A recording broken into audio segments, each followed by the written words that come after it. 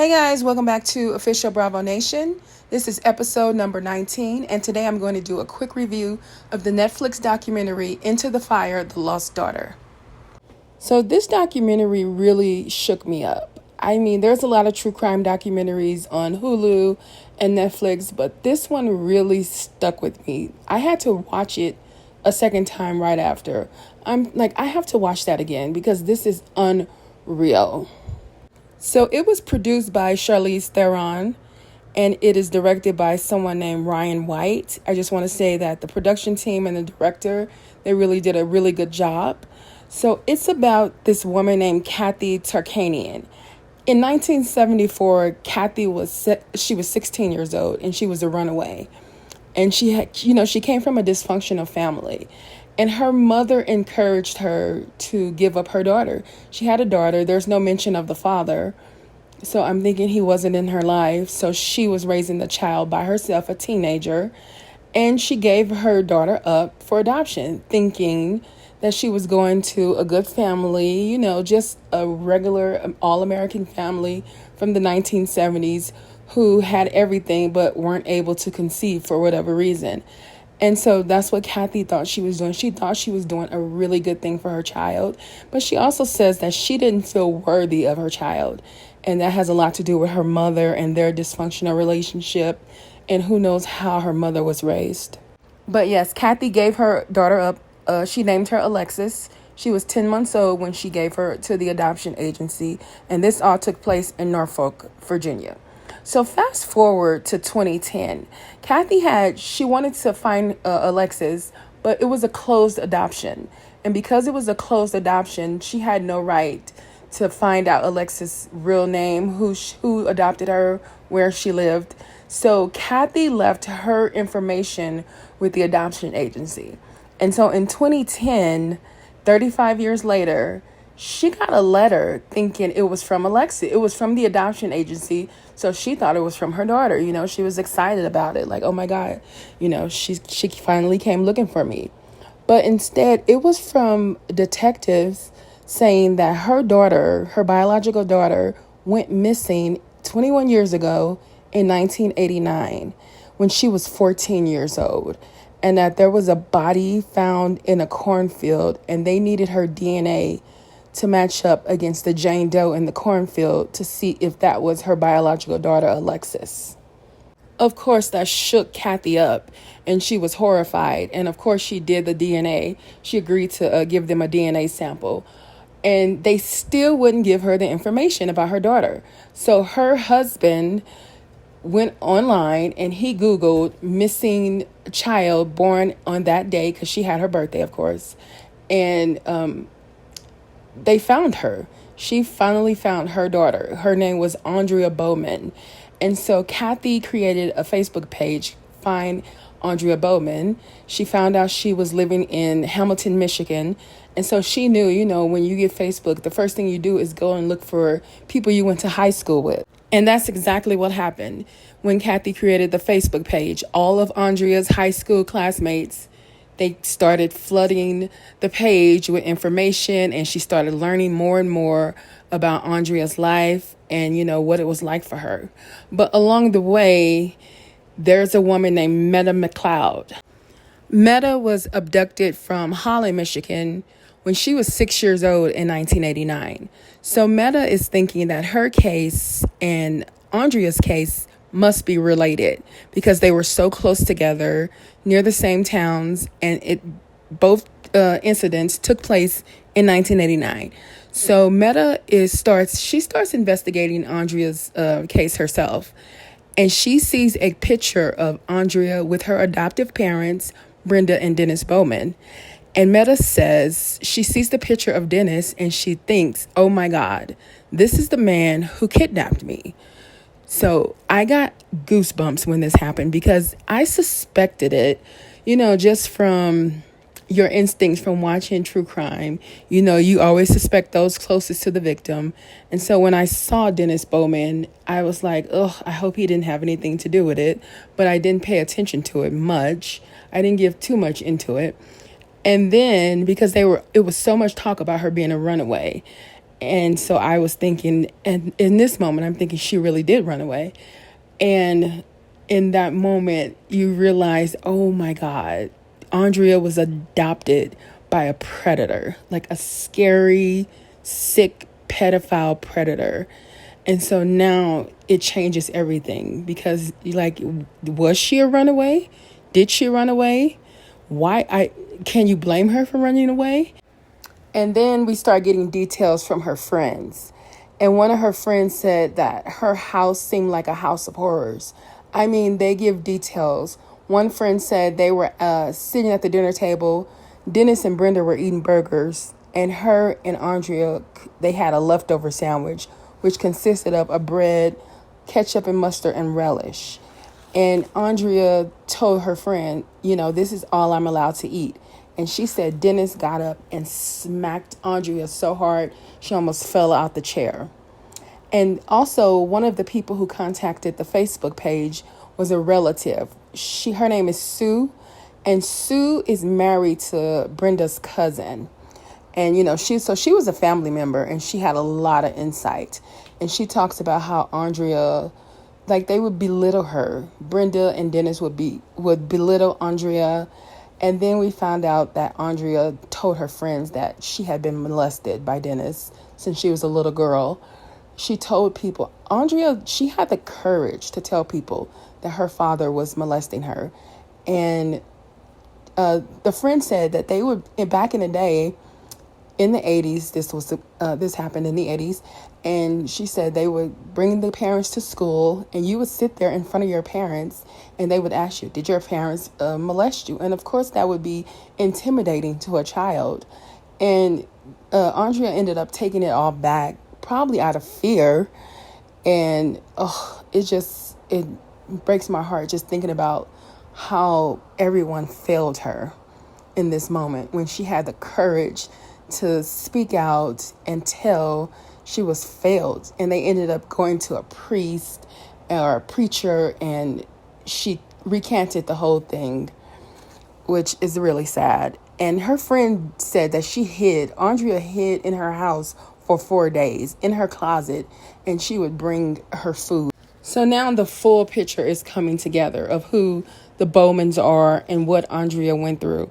And one of the other people that Kathy met is a internet sleuth. His name is Carl. And Carl and Kathy, they go to Michigan.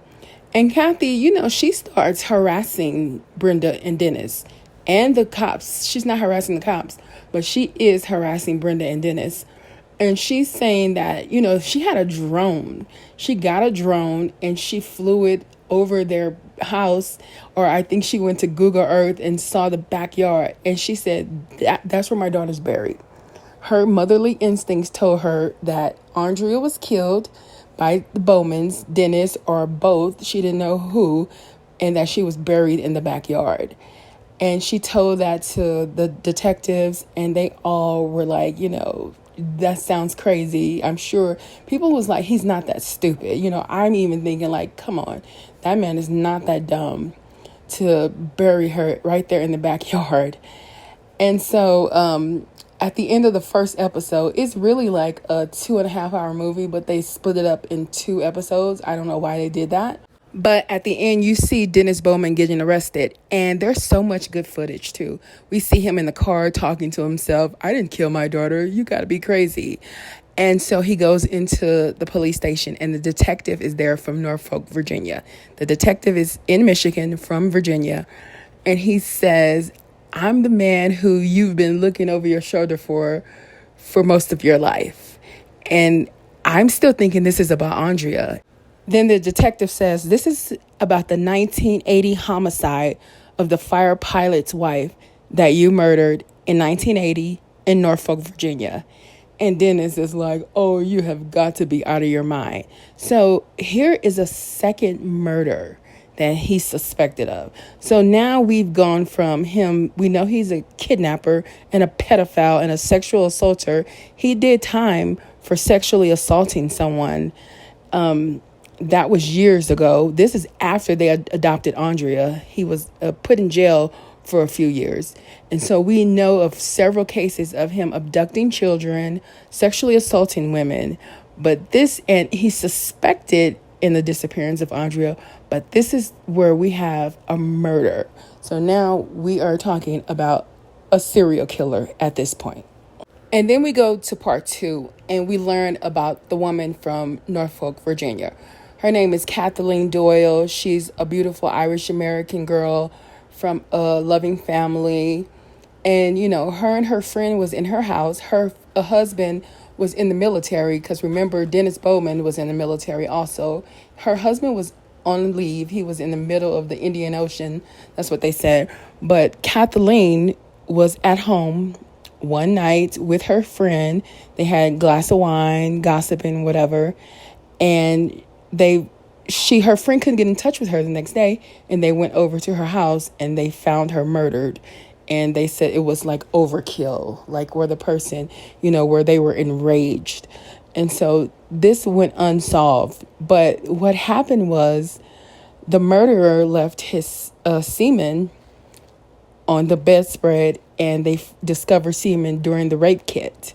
So they had the DNA profile of the person. They just couldn't match it to anyone. And so they finally, technology has come a long way, especially in the last few years with a Golden State Killer and during the DNA through the family tree and stuff like that. So they had that sample and they had a list of people. And it was like a list of 30 people. And Dennis Bowman was at the bottom of the list. And so because Kathy harassed them so much, this is my favorite part of the story. Kathy harassed Brenda and Dennis about where Andrea was. They got sick of her harassment, went to the police station to complain about Kathy. While sitting in the police station, Dennis is drinking coffee and drinking water and just drinking out of cups. Police has his DNA. This is how stupid he is. He's smart in certain ways, but he's also dumb. Because he went right to the police station. They already have a profile. They just need his profile to match it. And he gave it to them. Drinking water, just sitting there complaining about Kathy. She's harassing us. The entire time the detectives got his cup, got a DNA swab off of it, and matched his DNA to the murder of Kathleen Doyle in Norfolk, Virginia in 1980. So at this point, Dennis is in prison, awaiting trial or whatever, because he's saying he didn't do it, whatever. So they send detectives in. They use Brenda. Brenda is an idiot, by the way. She stands by him through this whole thing. I still love you no matter what. But they use Brenda and the detective to talk to Dennis. And he finally confesses to Kathleen's murder. Of course, it's her fault. He minimizes everything that he did. He was really drunk, a bunch of BS. No one believes him. But they use Brenda also. They use a thing where him being extradited back to Virginia, he won't be able to be in Michigan with Brenda.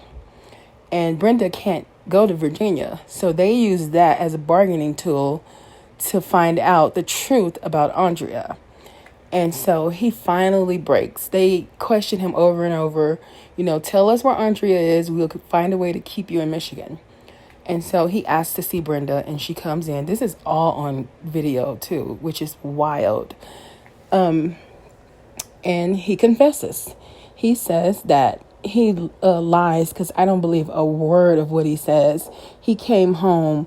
Andrea was getting ready to run away, and he tried to stop her, and he hit her, and she fell back and fell down the steps and broke her neck. Complete bullshit.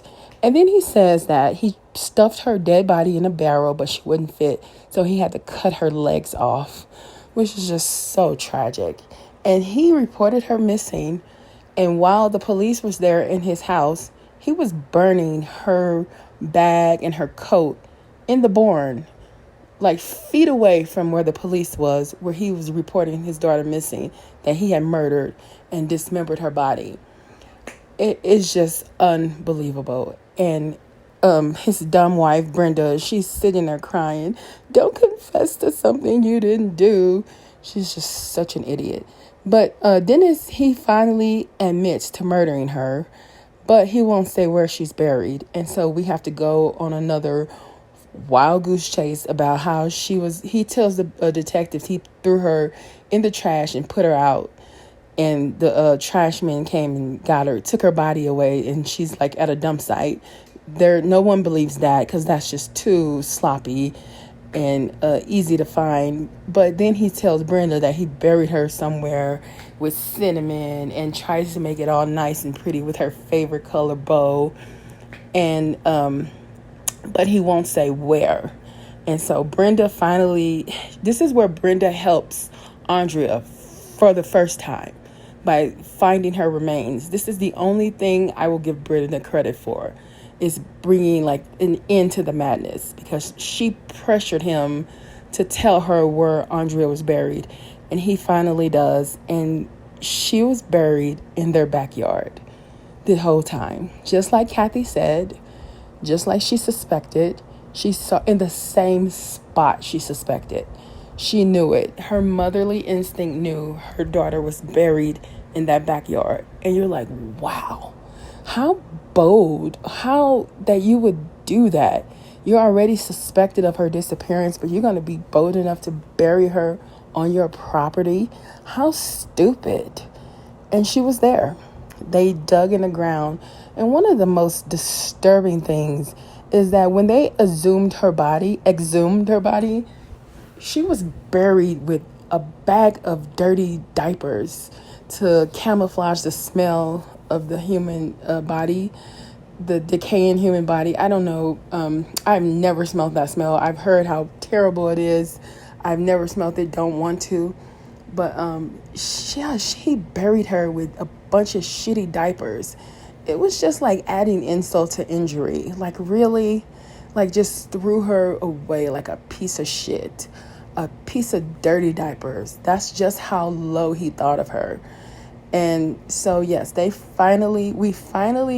don't know exactly how she was murdered, because I don't believe a word Dennis said about him pushing. He pushed her and she fell down the stairs. I don't even believe that. I believe Andrea was probably sitting at the table doing her homework, and he probably tried to fill her up while Brenda was out, and it went on from there. It could have been anything. She probably wasn't even running away. I just don't believe his story. But yes, we finally know Andrea was murdered that day she went missing in 1989 when she was 14, and that she has been buried in the backyard at the Bowman house the entire time, just like her biological mother knew. And it's just really sad. It's a sad, shocking documentary, but it's really well done. And I really hope everybody watches it. I'm watching it just for Andrea, just to bear witness to her story, because I feel like she deserves that. She went through so much. That poor girl. She had the balls and the guts to tell that he was molesting her, and everyone failed her. Everyone failed her. And I feel so bad for her. And I think about in 1989, I was alive. I was a kid. And, you're like, wow, what was I doing in 1989? And just to know that this girl was going through that, it's just really sad. But yes, it's called Into the Fire, The Lost Daughter. And it's a really, really well done documentary. Really well done true crime documentary. It's by Charlize Theron, her production company, directed by Ryan White. And it's just really well done. And that's all I have. I just wanted to talk about that because it's just something else. What a story. What a story.